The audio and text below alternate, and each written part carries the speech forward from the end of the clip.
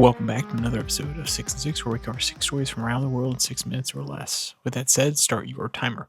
We begin today in South America, where Ecuador has strongly protested Spain's decision to release a suspected criminal in a 2024 attack on a television station. The individual allegedly has connections to organized gangs, and the release has raised significant diplomatic tensions. The situation heightens challenges in international crime cooperation and extradition processes. From Reuters, quote, "We are disheartened to see such decisions that jeopardize the long-standing collaboration between countries in addressing organized crime. These entities do not respect international boundaries and are activities that necessitate a unified global response. We employ Spain to reconsider its stance and to work closely with us in ensuring that justice is served." End quote. Next, we travel across the Atlantic to South Africa, who is easing antitrust regulations to help businesses cope with high electricity costs and ongoing power outages. The temporary adjustment allows companies more flexibility to collaborate in energy solutions without violating competitive conduct laws. This government intervention aims to support economic stability and encourage innovation and new approaches. From Reuters, quote, "The South African government has recognized the economic strain high energy costs are placing on businesses. By temporarily adjusting antitrust regulation, it seeks to provide a lifeline to firms striving to manage these challenges." End quote.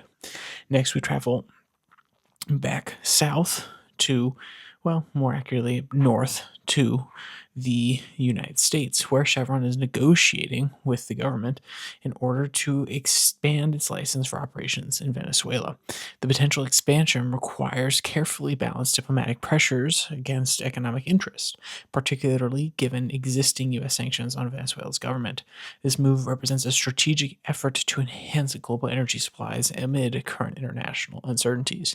From Reuters, quote, "Chevron has been operating in Venezuela under a limited license and has sought to strengthen its foothold as a part of a strategy to increase global energy supplies amid an era marked by energy insecurities."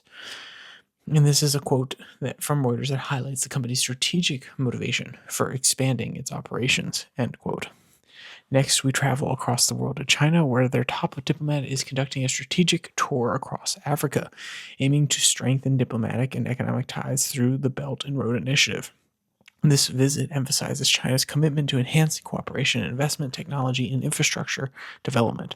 By engaging with African nations, China is seeking to expand its global influence and establish long-term partnerships that mutually benefit both regions. End quote.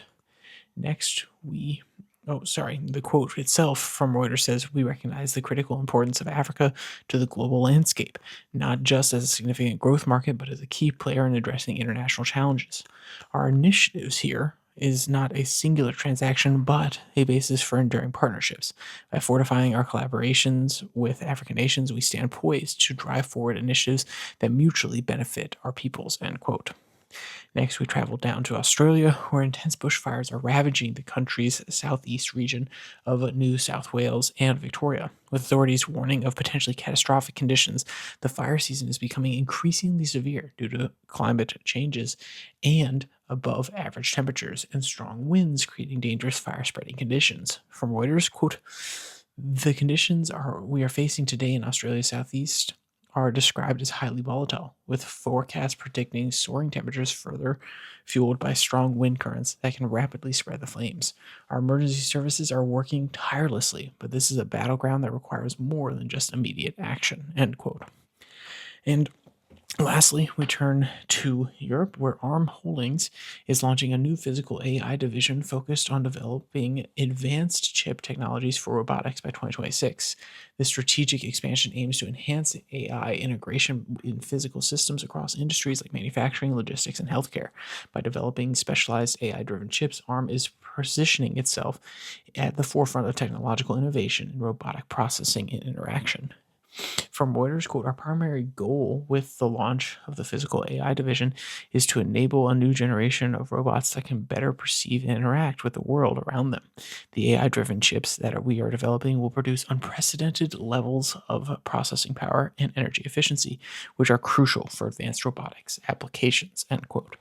And of course, if you want to read any of today's articles, they'll all be linked in the description below that like and subscribe button. Also down there, you can find the podcast on Spotify, Podcast, Podvine, as well as the Twitter handle at Your Daily Flip, where I post links to these episodes on Tuesday and Thursday, and the normal podcast on Monday, Wednesday, Friday. So, with all that said, there's only one more thing to say. Stay safe, don't die.